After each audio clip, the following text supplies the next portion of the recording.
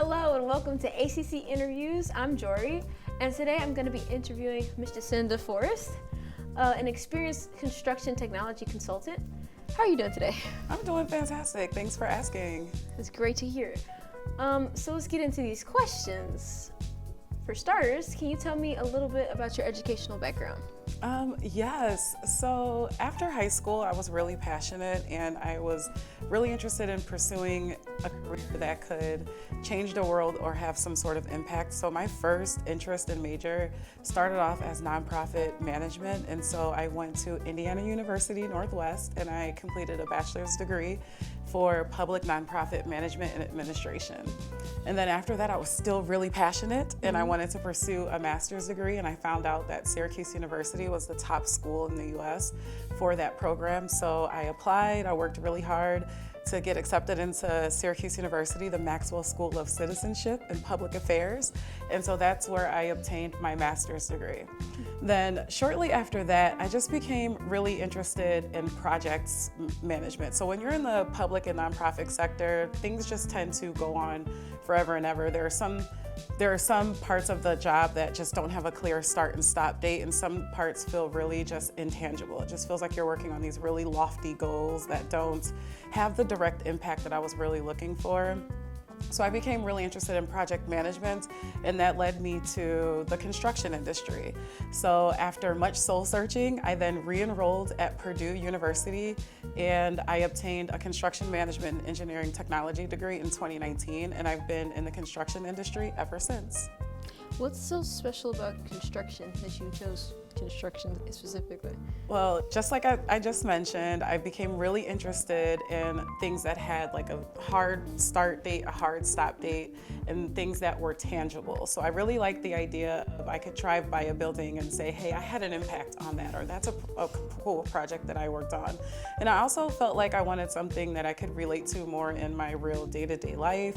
We all live in homes, we all go into buildings, we shop at buildings, we go to hospitals, we go to clinics. Like, construction is just everywhere.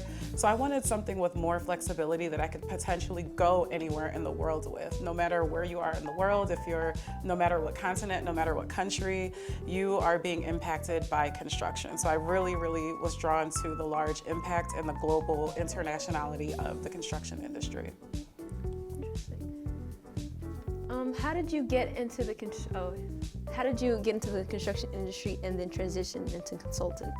Okay, so I was really nervous, right? Being an older student, returning back to college after many, many years of working in the nonprofit career, I really had no idea how I was going to enter into the construction industry. If you have ever, there's a lot of like family business, and when it comes to construction, it's like you have to know somebody that knows somebody, and that's how you got the job. So I was just really nervous because I really felt like I don't know anybody, I don't know anything, like how is this going to work out for me? And that's where I really just credit just taking a risk, and I just enrolled in the Purdue program, and just through the connections I made through there, I was able to land my first, even while I was still in school obtaining that degree, I obtained an internship to work at a general contracting firm in Chicago. And that was really great. We worked on a lot of cool projects, and it really helped me relate my school education learning and gain real world experience actually working on projects while I was out there in the field.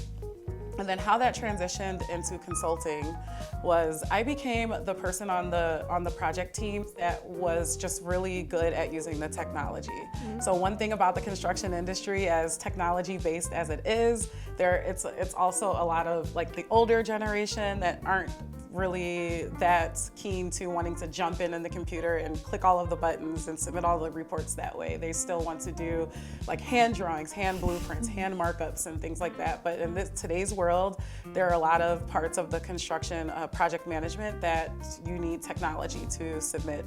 No matter, it really depends on what project owner you're working for. And so each project owner can have different technology requirements. And so I just became the person on the project teams that knew how to use all of the various forms of technology. So everyone would come to me, even though that was not my main job, but everyone would come to me to say, hey, upload this, download this, print this, submit this, do this, and troubleshoot this. And so that led me to, then I became the person like working with the technology consultants when they would come to visit our firms.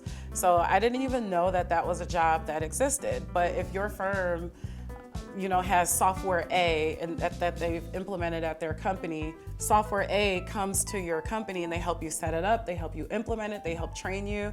And then that made me realize, I'm like, that's a real job. Let me start looking at these companies and seeing like what types of jobs they have open and if I actually could qualify for that. And that just led me to landing my first construction technology job, where I worked for a software estimating company. And then what I did there is I trained all of the new users and even old users of that estimating software on how to use it. So they trained me to train others on a 16-hour estimating course. It was 4 hours a day for 4 days a week, and I would just train everyone on all of the various modules of this estimating software, which was just endless. It was about 16 modules. And then after doing that for a while, then I was recruited by my current company, where now I work on a total overall project management system that does more than just estimating. It does, it's called a project management information system, and it just does many of the various things that you need in a construction project, not just the estimating part. And so that's where I am now. That was a long story, but. No, I enjoyed it a lot. It was very insightful. What do you enjoy most about being a consultant? What I enjoy most is helping people, so it relates very much so back to making a direct impact. I get to work on really cool projects, and I get to help all of the users, young or old, not feel stuck, and really empower them and encourage them to use the technology and to accomplish the tasks that they need to accomplish, so we can all have successful construction projects. And so that's really enjoyable and fun to me. Do you ever feel like technology is advancing so far because you have to be taught how to teach other people, right? Mm-hmm. So sometimes you feel overwhelmed or? Yes, I feel overwhelmed with all of the announcements of new technology. That can feel overwhelming to try to keep abreast of it, because being a technology consultant, everyone looks to you to be an expert, and it's like, hey, that technology just came out yesterday.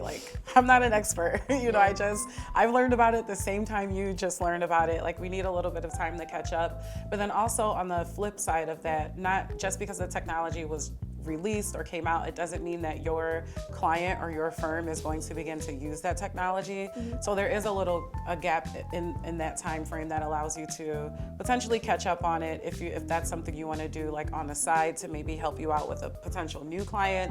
But your current clients that are using whatever technology, change doesn't always happen as fast as it is released on the internet or as it seems. So in real world and in real practice, so far I've experienced where implementing new technologies really is a slower process that takes a little bit of time. So that helps take away the overwhelming feeling, even if we're learning about the new technology out there in the industry. Okay. What does a typical workday look like for you?